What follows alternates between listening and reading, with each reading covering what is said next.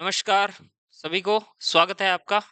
और आज हम बात करेंगे भारत के संविधान में, संसद के बारे में। और हम बात करेंगे कि संसद में कौन कौन लोग शामिल होते हैं, संसद किन किन घटकों से मिलकर बनती है, उसकी चर्चा भी करेंगे। और हम ये भी चर्चा करेंगे कि संसद के कार्य क्या है, संसद में कार्यवाहियां किस प्रकार होती है। इससे पहले हमने जो चर्चा की थी वो की थी भारत के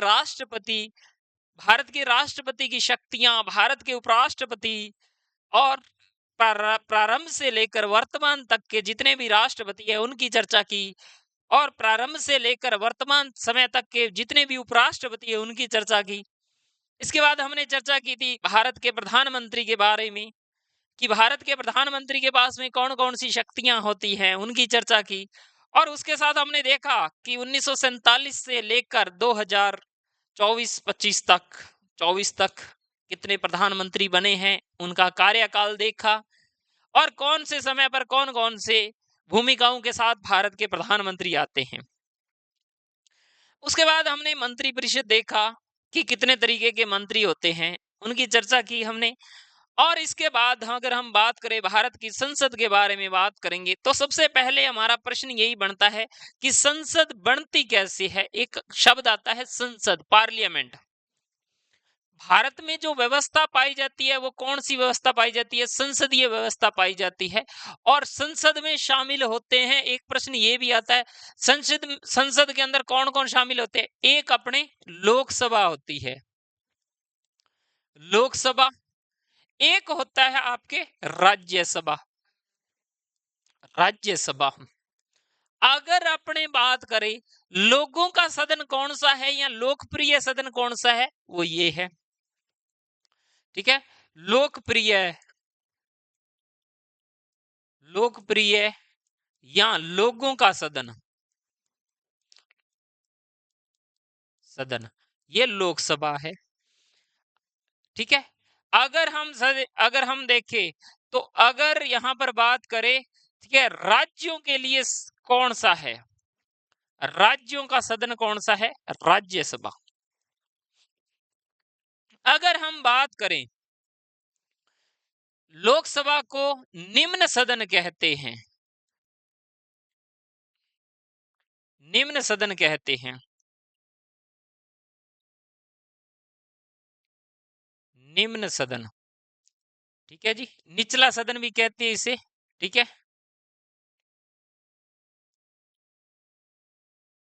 निचला सदन भी कहते हैं। और इसे राज्यसभा को उच्च सदन कहते हैं, उच्च सदन कहते हैं। लोकसभा भंग हो सकती है, लोकसभा भंग हो सकती है। राज्यसभा कभी भी भंग नहीं होती है, राज्यसभा कभी भी भंग नहीं होती है।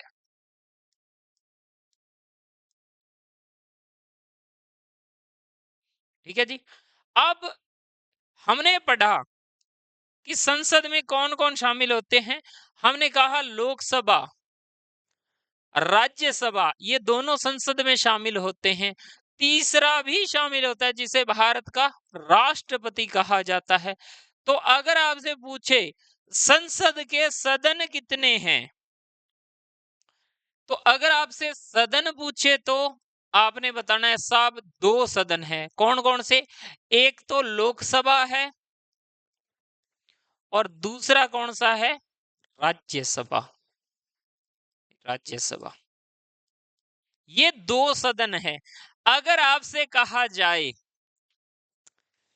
कि सदन दो है, अंग कितने हैं? अंग तीन है। संसद के अंग कितने हैं? तीन है।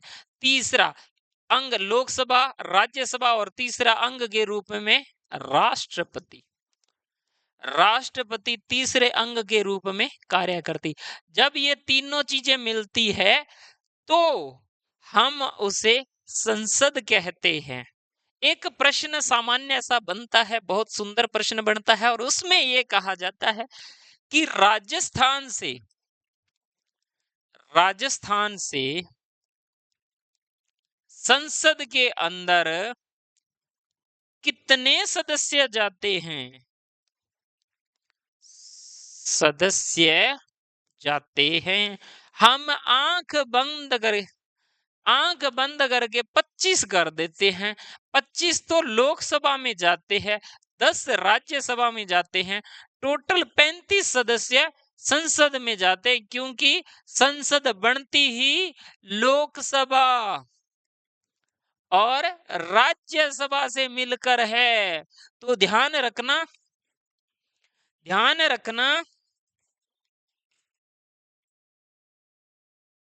ठीक है, ध्यान रखना इस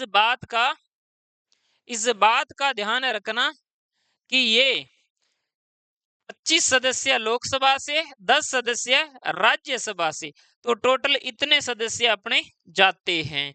तो संसद में लोकसभा राज्यसभा दोनों शामिल होते हैं। अब हम बात करते हैं, जिस संसद की बात कर रहे हैं उस पे चलते हैं। संघीय संसद का गठन भारतीय संविधान सभा के अंग्रेजी सरकार के पैटर्न पर आधारित है। हमने अंग्रेजों को देखा, ब्रिटेन में संसदीय व्यवस्था पाई जाती है, हमने भी संसदीय व्यवस्था को रख लिया। और इसकी दो विशेषताएं हैं। राज्यों के लिए हमने विधानमंडल बना लिया, राज्यों के लिए हमने क्या बना लिया? विधानमंडल बना लिया। आगे आपको बताएंगे विधानमंडल में कौन कौन शामिल होता है। राज्यों के लिए हमने विधानमंडल, और केंद्र के लिए हमने क्या बना लिया? संसद बना ली हमने। जिस प्रकार संसद में लोकसभा राज्यसभा शामिल होते हैं, उसी प्रकार राज्य विधानमंडल में भी दो शामिल होते हैं। कौन कौन से होते हैं? राज्य विधानमंडल की अगर हम बात करें, विधानमंडल की अगर हम बात करें तो कौन कौन शामिल होते हैं? तो उसमें भी दो भाग होते हैं, दो सदन होते हैं। एक होता है विधान सभा, दूसरा विधान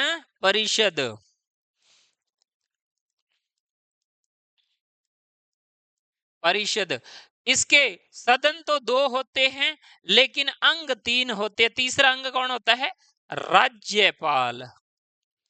सेम केंद्र के ढांचे की तरह से है, इसका पूरा ध्यान रखना। जैसे केंद्र में होता है उसी प्रकार का ढांचा अपने को यहाँ मिलता है।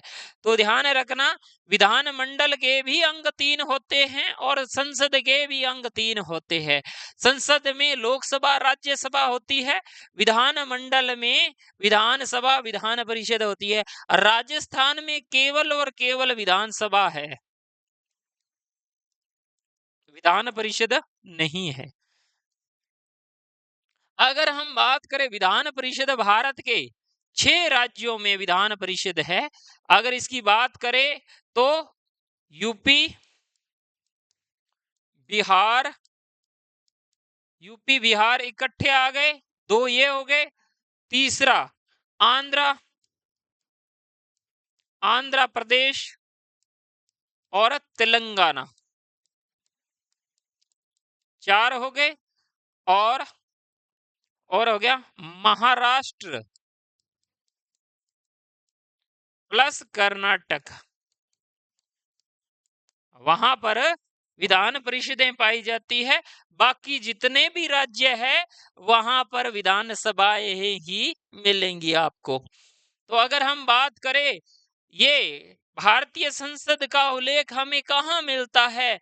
ये हमें उल्लेख मिलता है भारतीय संविधान के अनुच्छेद नंबर 79 पर, 79 में इसका उल्लेख मिलता है। इसमें कहा गया है संघ के लिए एक संसद होगी जिसमें राष्ट्रपति और दोनों सदनों से मिलकर बनेगी।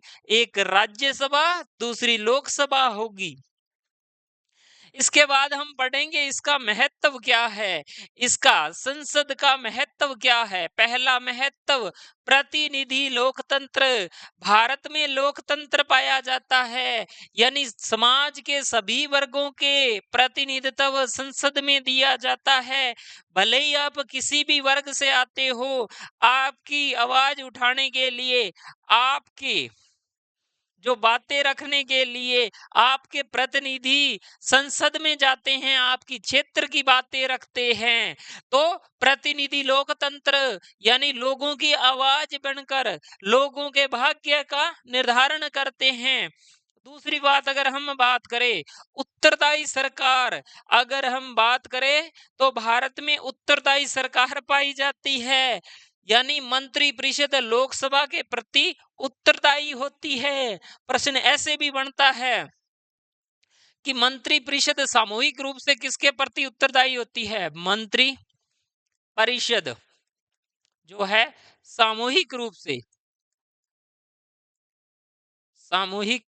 से लोकसभा के प्रति उत्तरदायी होती है। अगर हम बात करें व्यक्तिगत रूप से किसके प्रति उत्तरदायी होती है, तो व्यक्तिगत रूप से राष्ट्रपति के, यानी अगर अकेला कोई पूछे तो राष्ट्रपति, सामूहिक पूछे तो लोकसभा करना है। मंत्री परिषद व्यक्तिगत रूप से राष्ट्रपति के प्रति उत्तरदायी होती है।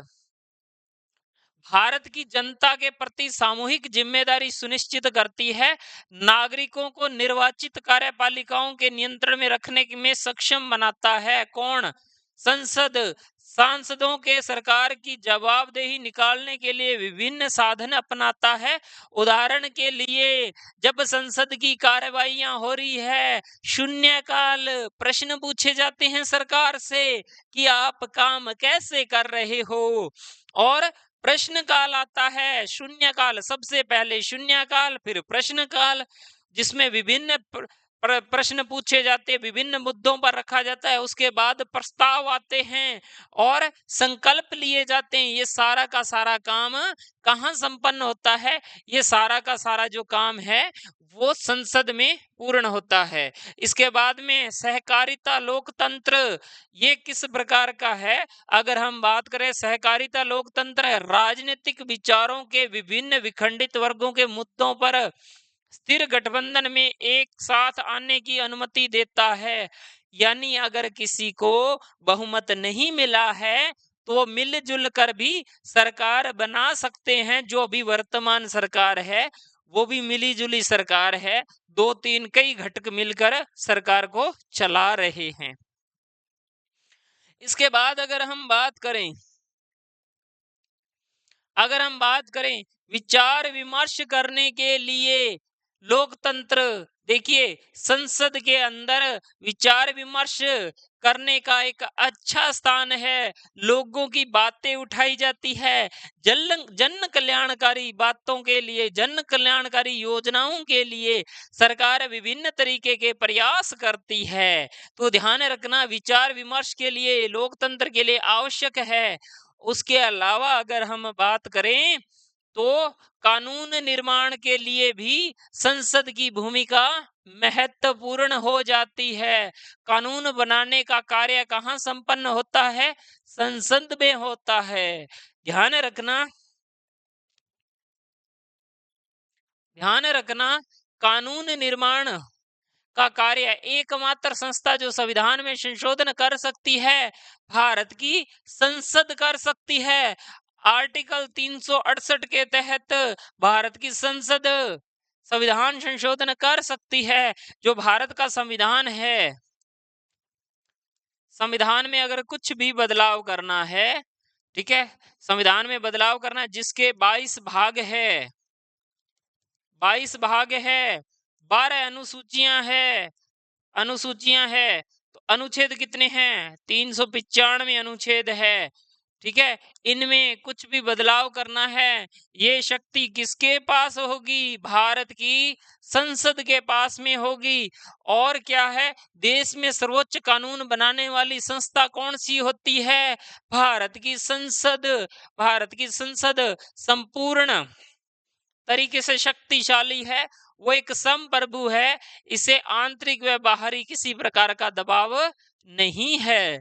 अगर हम बात करें संसदीय समितियों की, तो सरकार के कामकाज और उसमें वित्त और कानूनों की प्रभावी ढंग से जांच करने की अगर अनुमति किसी के पास है, यानी सरकारी कामकाज जांच करने की किसी के पास में शक्ति है, तो वो भारत की संसद के पास में है। वो सरकार के काम काजों की जांच कर सकती है, वो कानूनों की जांच कर सकती है, वो वित्त की जांच कर सकती है, वो कर सकती है और काम को अधिक प्रभावी ढंग से कर सकती है।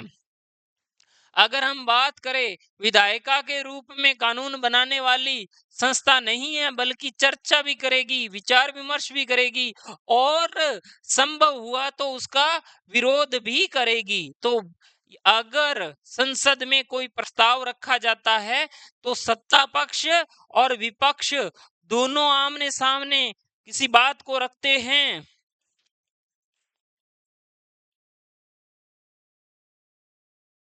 तो उन्हें रखते हैं। अगर हम बात करें इनके संबंध में, ठीक है, सर्व सहमति से देखिए विचार विमर्श भी होता है, सत्ता पक्ष का विरोध भी होता है, विपक्ष का प्रदर्शन होता है, सर्व सहमति भी होती है। उन सभी के माध्यम से भी ये सारे कार्य कहाँ संपन्न होंगे? ये सारे के सारे काम संसद के अंदर संपन्न होंगे। ठीक है, उन सभी के सर्व सहमति, चिंता, सहयोग सहित सभी लोकतांत्रिक राजनीतिक प्रक्रियाओं का कोई केंद्र है तो वो कौन सी है? संसद। भारत की संसद इन सभी मुद्दों पर चर्चा करती है। संसद की शक्ति क्या है? अगर हम देखें संसद की शक्तियां, भारत में जितने भी नियम बनेंगे, कानून बनेंगे, भारत की संसद के माध्यम से बनकर आएंगे।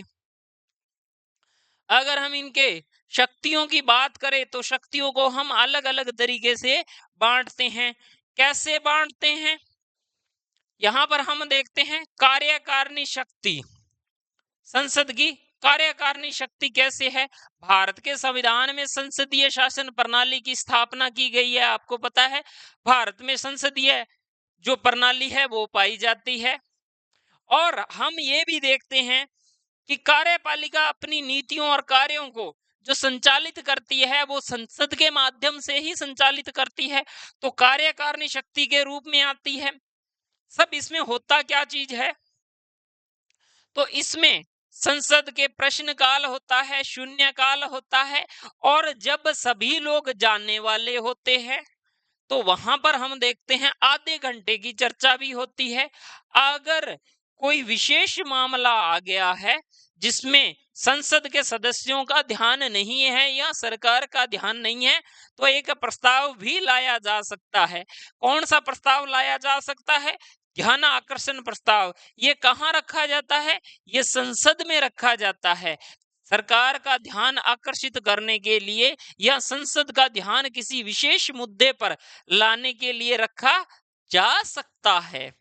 अगर हम बात करें कार्यपालिका पर नियंत्रण कौन रखता है? संसद रखती है। तो ये शक्तियां कौन सी है? ये संसद की कार्यकारिणी शक्तियां हैं। इसके अलावा कुछ घटक शक्तियां भी है जिसके बारे में अपने चर्चा करेंगे। अगर हम बात करें संसद को संविधान में किसी भी प्रस्ताव को जोड़ने, बदलने, निरस्त करने की शक्ति प्राप्त है। संसद संविधान में किसी भी घटक को जोड़ सकती है, यानी संविधान में नया जोड़ सकती है, बदल सकती है। कौन बदल सकती है? भारत की संसद बदल सकती है, निरस्त भी कर सकती है। तो ये कहां पर है? ये संविधान से जुड़ी हुई बातें हैं। संविधान में अगर कोई चीज जोड़नी है, वो शक्ति किसके पास में है? भारत की संसद के पास में। कोई चीज बदलनी है तो वो शक्ति किसके पास में है? भारत की संसद के पास में है। तो इसीलिए वो जोड़ सकती है, वो बदल सकती है, वो निरस्त कर सकती है। इसके बाद में और वह संविधान संशोधन करने की शक्ति भी रखती है। संविधान में अधिकांश भागों में संशोधन संसद के द्वारा विशेष बहुमत से होता है। ध्यान रखना, विशेष बहुमत क्या होता है? संसद के अंदर विशेष बहुमत, विशेष बहुमत, देखिए विशेष बहुमत मतलब, विशेष बहुमत लोकसभा का, चाहे राज्यसभा हो, लोकसभा हो चाहे राज्यसभा, इसका 50+1 आधे से अधिक, ठीक है, या 1/2 से अधिक, लोकसभा 1/2 से अधिक राज्यसभा, ठीक है, या फिर जो उस दिन उपस्थित है 2/3 सदस्यों का अनुसमर्थन। ध्यान रखना, ये कुल सदस्य संख्या का 50% से कम नहीं होना चाहिए, या उस दिन उपस्थित है उसका 2/3 सदस्यों का समर्थन। ये होता है विशेष बहुमत। ध्यान रखना, जैसे लोकसभा में 50+1 कितना होगा? 272। या तो 272 आंकड़ा हो तो हो सकता है, अगर 272 नहीं है तो उस दिन जो प्रेजेंट है उसका 2/3। ध्यान रखना, ये 272 से कम नहीं होना चाहिए आंकड़ा, इससे ज्यादा भले ही हो जाओ, कम नहीं होना चाहिए, तो इसे विशेष बहुमत बोलते हैं। तो विशेष बहुमत के माध्यम से अपने संविधान संशोधन कर सकते हैं, संविधान संशोधन कर सकते हैं।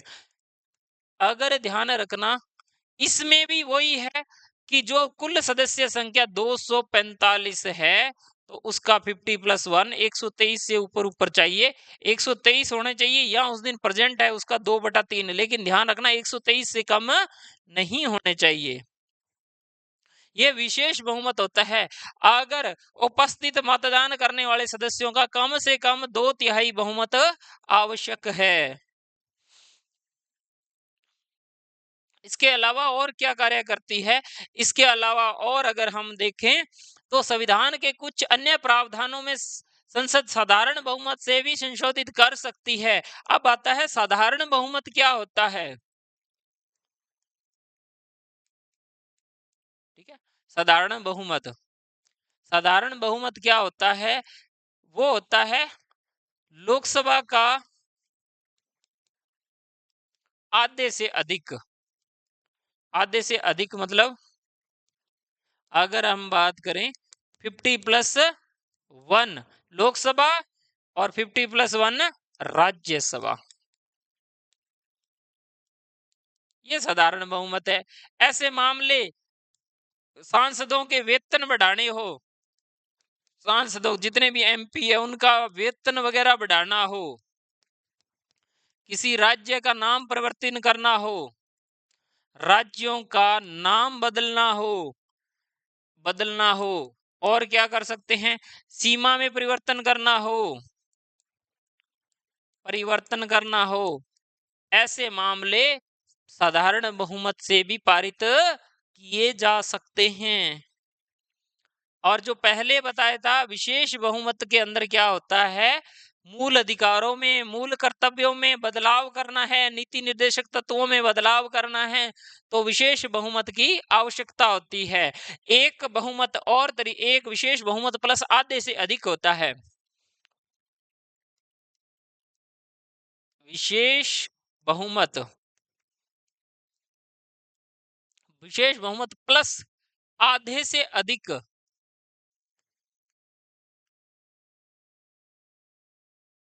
अधिक, आधे से अधिक विधान मंडलों का अनुसमर्थन, विधान मंडलों का अनुसमर्थन।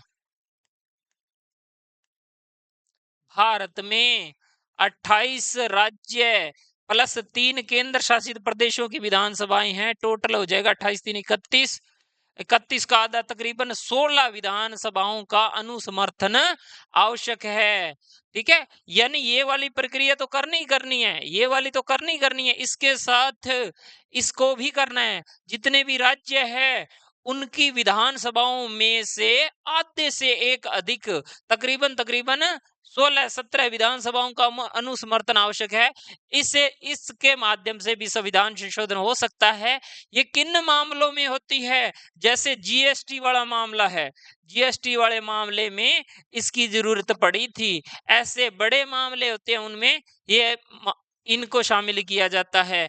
तो ये वाली रीति और ये वाली रीति, ये दोनों के दोनों संविधान संशोधन आर्टिकल 368 के अंदर आते हैं। अगर आपसे पूछ लेना संविधान संशोधन प्रक्रिया किसमें है, संविधान संशोधन प्रक्रिया किसमें है, तो आप कह देना संविधान संशोधन प्रक्रिया आर्टिकल नंबर 368 में है। और इसमें दो प्रकार के संविधान संशोधनों की व्याख्या की, दो प्रकार से संविधान संशोधन किए जा सकते हैं। जो साधारण बहुमत से होता है वो संशोधन होता है, सामान्य संशोधन होता है, संविधान संशोधन नहीं होता है।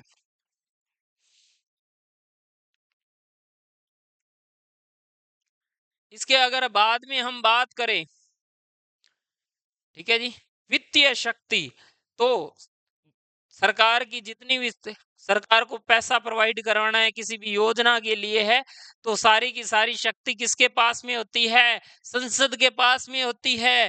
फिजूल खर्ची, कर वसूलना, सारा हिसाब किताब मांगना, अगर वित्त से संबंधित है, बजट रखना, बजट जो रखा जाता है वो संसद के सम्मुख रखा जाता है, बजट की मंजूरी के लिए संसद के समक्ष रखा जाता है। जो जितना भी भारत सरकार का पैसा है, भारत का पैसा है, निकालना है, वो संसद ही निकालेगी। संसद के द्वारा बजट पारित किया जाता है और आगामी वित्त वर्ष के लिए सरकार की प्राप्तियां, योजनाएं, व्यय यानी जो खर्चे हैं उनको रखा जाता है। सरकार यहाँ पर अपने खर्चे बताती है कि हम इस साल कौन कौन से कार्य करेंगे और क्या क्या महत्वपूर्ण रहेगा। तो इसको भी आप थोड़ा सा ध्यान रखना। संसद अपनी वित्तीय समितियों को मदद और सरकारी खर्च और वित्तीय प्रदर्शन की जांच भी करवा सकती है। संसद चाहे तो सरकार के कार्यों की जांच भी कर सकती है। इसके लिए लोक लेखा समिति, प्राक्कलन समिति, संयुक्त समिति, सार्वजनिक उपक्रम समिति और सार्वजनिक व्यय अगर गलत तरीके से खर्च किया जा रहा है तो उसकी जांच भी की जा सकती है। किसी भी अनुचित उपयोग किया गया है उसकी भी जांच की जा सकती है। इन सभी मामलों की जांच करने के लिए जो संसद है वो कमेटी बना सकती है। ये कार्य है। न्यायिक शक्तियों की अगर हम बात करें, न्यायिक शक्तियां संविधान में उल्लंघन में राष्ट्रपति पर महाभियोग लगा सकता है। अगर भारत के राष्ट्रपति अपने कर्तव्यों का निर्वहन नहीं कर रहे हैं, संविधान का हनन कर रहे हैं, तो उन्हें हटाया जा सकता है महाभियोग प्रक्रिया के द्वारा। और उपराष्ट्रपति को भी पद से हटाया जा सकता है। वर्तमान में उपराष्ट्रपति को हटाने की चर्चाएं चल रही है। कहीं ना कहीं वो विपक्षी दलों के जो नेता है, विपक्ष का आरोप है कि वो कहीं ना कहीं समय नहीं दे रहे हैं और सत्ता पक्ष को ज्यादा दे रहे हैं और विपक्ष को समय नहीं दे रहे हैं संसद में बोलने का, तो उनको भी हटाने का प्रावधान चल रहा है। इसके अलावा संसद चाहे तो सर्वोच्च न्यायालय व उच्च न्यायालय के न्यायाधीशों, मुख्य न्यायाधीशों के हटाने की प्रक्रिया हटा भी सकती है, नियुक्त भी करवाती है।